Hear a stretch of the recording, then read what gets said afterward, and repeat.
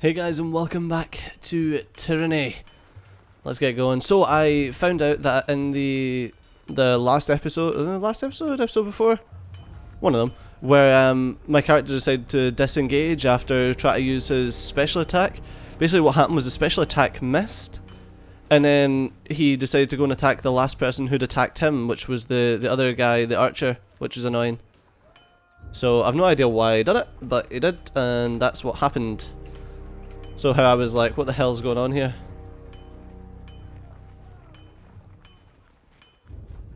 British straw in the corner of this prison cell absorbs much of the stench. This is all your fault, you Kairos dog. Okay, thanks. Thanks, mate. Rona and Pintabur. Oh, and there's Barak there as well. These arrows were fletched with precision and care. Let's talk to Barak. He's got a really cool thing on, mask. You can't make out the ironclad soldier's expression under his twisted helmet. He merely stares at you. What about Rona? Got no time to chitter, too much armour to mend. Speak to Uncle Pintabur if you have rings to trade. I don't have rings to trade, but I want to speak to him. Hail to you, guardian of the law. The man dressed in a merchant's finery greets you with a smile. If you have few excess rings weighing you down, best unburden yourself before you do battle. You know that the disfavoured suffer a merchant in their camp. That must be a man selling only the finest provisions and armaments. He points to his collection of shields, rations, satchels, wineskins, and other sundries. Take a look and see what interests you. Might I take a look in one of your crates? Standard inspection procedure. He hesitates and then corrects with a welcoming smile. Of course, by all means, I have nothing to hide. He makes a show of removing a crate lid and showing off his wares with an open palm. His supplies are perfectly ordinary. You see nothing out of place or unauthorized in his mercantile license. Let's try and next something. Party has gained 10 rings. You gained 8 subterfuge. You lean down to inspect some to inspect the merchant's wares and spot a few rings that must have fallen at the bottom of the crate. As you shift the supplies aside during the course of your inspection, you make a point of palming the rings, confident they won't be missed. Merchant pretends not to observe your action, but a momentary flash of disappointment is evident in his eyes. Oh, I'm sorry, Pintabur. But I got some skill. How did you come to work with the disfavoured? Hard work and good supplies. When Tunon's men came to my village, all the merchants were given different lists of what they were and weren't permitted to trade. He smiles, hands on his hips. In Kairos' wisdom, my records must have been a good one, because I was given the right to trade in all manner of goods, most importantly, arms. Not a lot of merchants can legally sell weapons. It was like that even before Kairos. Right, let me see your wares. Pintabur rubs his hands, eyes alight. Let's see if we can find something you might like. So the reason I decided to nick stuff, apart from being a thieving scumbag, was that I wanted the... It's a really cool bow. Tearsman's Spine Bow. Accuracy 2, recovery 1 point. It's got more accuracy. Same range? Yeah, same range. 11 to 14 piercing. And that's got 11 to 14 piercing. Pretty much the same bow, except the other one's got a better accuracy. So yeah, the reason that I decided to steal it, apart from being a thieving scumbag, was that it gets me subterfuge. +1 quickness, +1 wits, +1 finesse, +1 vitality, 5 healing potions. I could probably do with them, actually. To be perfectly honest with you. So that's two bronze. We've got 15 bronze, so I'm pretty happy enough with that. Defense against bleeding. We don't really need camp supplies right now. Might resolve vitality, wits, quickness, finesse. Don't really need any of them. Extra melee damage, but less accuracy. Do I need any of this? No, it's bronze that I've got, isn't it? Yeah, bronze hammer, etc. Yeah, I don't actually need any of that. What's she got? She's got Red Rivers and Gut Seeker. I like her having her own weapon. I would like to steal them, but I like the fact that they're hers. If that makes sense. Alright, let's trade for the healing potions. Why? Because I'm probably going to need them. I want 5 and I'm going to give... There we go. She can have the other 3. On it. I just want to make Can't sure do they're all that. selected. Oh, there's another merchant up here as well. Bitter Quip. That's an interesting name. Let's have a look at this. The table is lined with various medicinal herbs. It would appear as though they've been... Oh, for fuck's sake. It disappears so fast. Carefully rationed. Boar, deer. Moving cautiously. Carefully skinned game hang from this branch. They appear sickly and malnourished. I really should be sneaking around to try and see if I can find anything. That wasn't so hard. Hey, nice. A bronze war mace. Did I get that? Yeah, I did. It's really annoying. Subterfuge. That wasn't so hard. Oh, nice. We got less acidulous strength, some meat and some fish. I could probably afford to talk to Bitter Quip.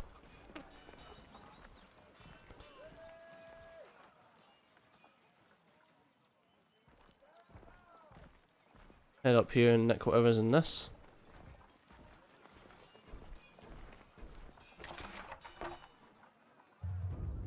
Get some fruit, gives us extra wits for a while. Oh, there's a little bed. Cool. Was there a box down here? Is that what that is?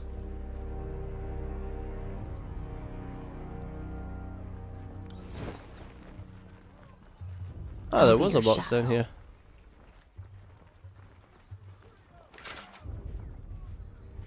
With some stone shield bits. Nice. Cart is busted with fresh food and useful goods. Let's sell some junk back to Pentabura then. Fatebinder, you need something else? Pentabura frowns. Yeah, I'll sell you the war mace. And...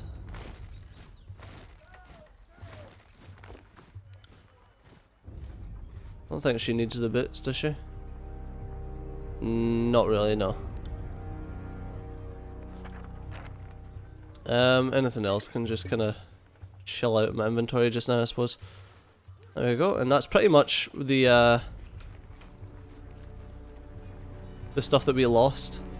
The money we lost buying more potions. Glory to the voices of Narat projecting his salutation for all to hear. The grinning blood chanter raps his staff against the ground as you approach. Fatebinder steeds you, I presume. The smell quickly retreats, giving way to a sour skill. I am Bitter Quip. I am here as the emissary of the Scarlet Chorus. Bitter Quip looks at you impatiently. Sure, farewell. I'll talk to you in a second. I actually want to talk to... Fatebinder. Always a pleasure. First loyalty 2. Oh, nice. So because we're at loyalty 2, she's talking to me. Verse sizes you up with open curiosity. When her assessment is done, she laughs to herself, shaking her What head. do you need?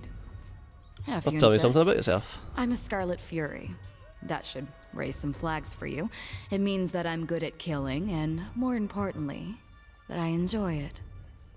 What I won't enjoy are the pleasures of funerary rites packed with weeping mourners. Someday I'll fall in battle, and then they'll roll me into a mass grave or heap me atop a shit-stained wagon. One more anonymous, knife-riddled piece of meat. Until then, I plan to take whatever I can from life and have a little fun along the way. Tell me about your life before the chorus. Life? What life? As far as I'm concerned, didn't exist before the chorus. There was some girl on a farm wearing my face and talking with my voice, but she wasn't me. Sometimes she would sneak out at night, take a scythe, have some fun with the livestock. Our shared interests began and ended there. Okay. When the Scarlet Chorus swept through my village on their long trek from the bastard city, that was when I finally woke up. I buried my old life, took red vengeance on anyone who'd wronged me, and found a freedom I could only dream was out there. What of your parents? My mother ran a successful farm and I worked for a number of years before I found the chorus. She was a hard, bitter woman, acted like the world owed her something. She never talked about my father though. I figured out a thing or two about him later on. He was a merchant from the Northern Empire who took a liking to her, and she him. He stayed around just long enough to get what he wanted. But never mind him. My mother never had what you'd call taste. so he couldn't have been terribly influential to me if he did stick around. Do you ever wish you could do things over and ended up somewhere other than Kairos' army? No, that's a naive question as I've ever heard. Kairos is everywhere. If you aren't in Overlord's army, you're being trampled by it. Of course, I could have laboured on the family farm into my maturing years, married some dolt and littered him a nursery of squealing piglets. Having my body torn to pieces by smaller versions of me sounds like fun. Then one day when I decided enough was enough, I'd slit my husband's throat over breakfast and run off to join the chorus anyway. My way saved a lot of time. Verse smooths back the feathers in her hair and shakes her head with a smile. Ah, you're a killer. I'm better to stick with the chorus. At least you understand. The chorus praises and rewards the thing inside me that I would suppress in civilized company. Life's too short to repress every desire, right? Especially if I have anything to say about it. Well, how'd you get conscripted? How did I think you've got the wrong idea about me. The chorus didn't take me as a sobbing maid. I strode into a camp and enlisted. Someone tossed me a dented blade. I lived through initiation, spent a week butchering my neighbours, and moved on with my new kin. I didn't waste time with goodbyes. My mother had long since died, and the rest of my family were louses. The girl I used to be, even she knew that she was worth more than all of them combined. Well, what's the significance of your feathers? Ah, we're getting awfully chummy, so I guess you deserve a story. My mother kept a messenger bird, Widderbeak. He was an angry old bastard, spoiled from living the high life, squawked in my window every single night, pecked my fingers while I fed him only the fattest, juiciest mice. When I left the farm to join the Scarlet Chorus, I wrung that ungrateful little fucker like a dish rag, plucked his feathers, and gave his carcass to the mice. I felt like justice. She slides a crimson feather from her hair and spins it in her fingers.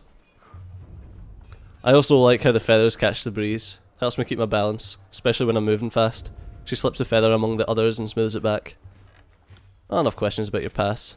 That suits me just fine. Not much for comparing family histories if I can avoid it. Now tell me about your time in the Scarlet Chorus. The Scarlet Chorus is mostly for madmen and peasants with rusty daggers, but it's also a little niche of freedom that I never had. Once I survived training and met my Scarlet Fury sisters, I saw a different side of the Howling Mob. Tell me about your training. For new recruits shoved to the front lines, training means surviving the first battle. Anything beyond that is for the fighters who show potential, whether as blade dancers or arcane madmen. There's nothing in the world like getting put through the paces as a Scarlet Fury. Every day is a test of your commitment and passion. Failure means death. The first few weeks were the hardest, but also the most rewarding. I earned my name, picked up some quality weapons, and met my sisters. Tell me about the Scarlet Furies Furies. Of the Scarlet Chorus. Your typical Horde recruit fights with a rusty spoon and a chip on his shoulder, but the Scarlet Furies are, well, different. We focus our madness. We coordinate, we kill, we dance.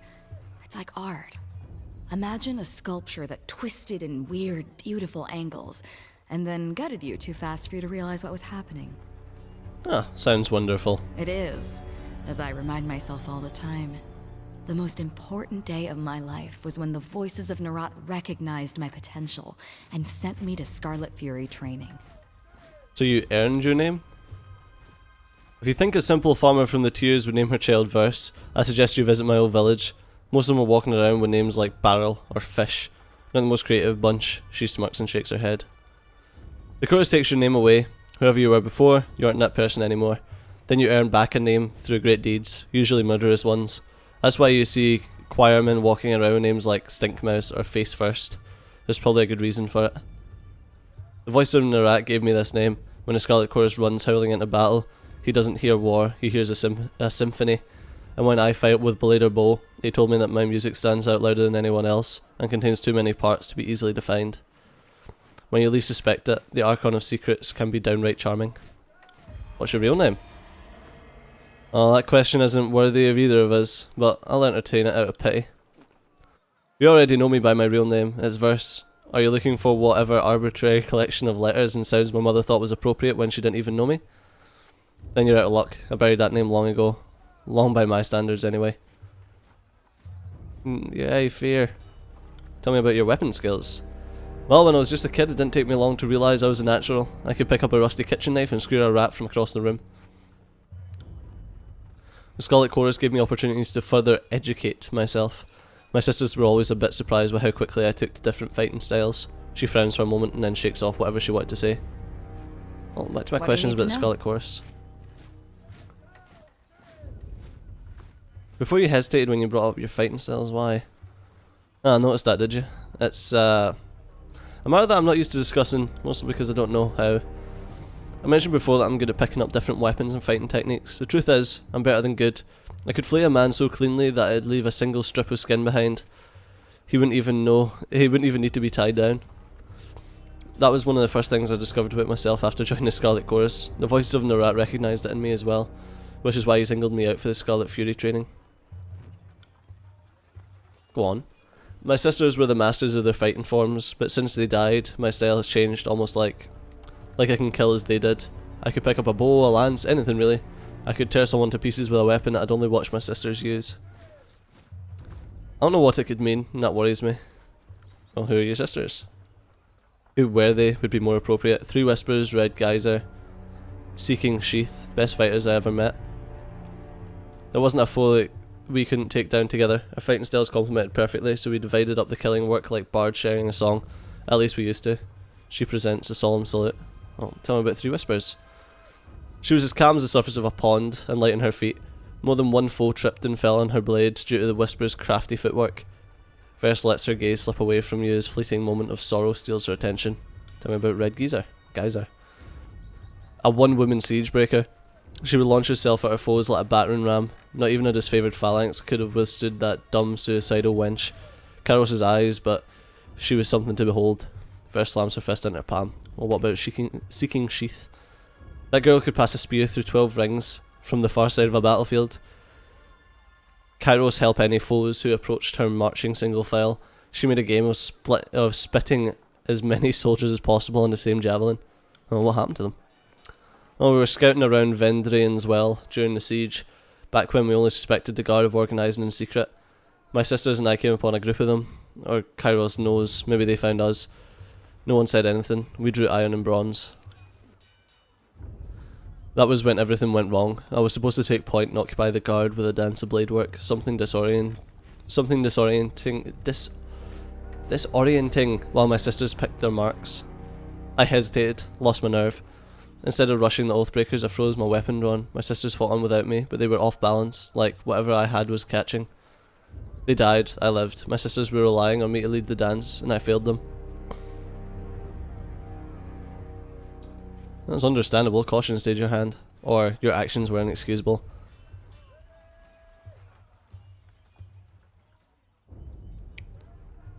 Your actions were inexcusable. Yay! I got loyalty. I thought I would. Yeah, you're absolutely right. If I had witnessed the same one of my sisters, I might have even killed her for endangering the rest of us. Good thing for me they didn't get the chance. She chuckles, but there's no humour to it. I just got an achievement there as well. Let's check what the achievement was. Building a reputation. Gain your first reputation ability. Oh, sweet! Hesitation is a rot. It's unbecoming of any chorus member, and unheard of in Scarlet Fury. I would cut it from my body and cauterize the wound if only I knew its source. She grimaces once more and turns inward, contemplating. Any thoughts on the topic, or are we here just to open up old wounds? Back to my question. Who are the leaders of Scarlet Chorus? Well, the voice of Nerat is a spider at the centre of the web. He acts like the army belongs to him, and he only lends it to Kairos because it suits his purpose, both of which are true. The rest are all offshoots of the voices, like the Fifth Eye. Once you get down to the rank and file, the Scarlet Chorus organise around a motley bunch of gang bosses who call the shots. What do you want to know? God, so much talking. Oh man, I'm gonna be done with you there, my dear, because Jesus. Like, we're almost 20 minutes and all I've basically done is talk to you. I do want to see the reputation abilities though. Oh, okay. So I've now got a combo ability with Verse due to getting her loyalty up to 3. If I get her fear up to 3, I also get a Fury's Rage. Projecting tense flames towards Verse, which she catches on her blades and spins into an aura of wreathing flames around her. Nearby foes take burn damage from the flames while they last. That's pretty cool. Launch Verse into the air, allowing her to unleash a series of well-aimed arrows into the target from above. Each of these arrows strikes true in his armor pen. My feisty and chaotic inclinations. 7 times so far. You caught on to Versus Subterfuge. Yeah, I did. She was disappointed by my orderly, and she was appalled and disappointed. God. Alright, but unfortunately that's all we've got time for in this episode. I know this episode's just been a talky one, but I like to delve into the backstories, especially of the characters who I'm with, because it means when they die it's a lot more upsetting. But anyway, as always, thanks a lot for watching. I've been Steve, you've been awesome, and I'll see you next time. Bye bye.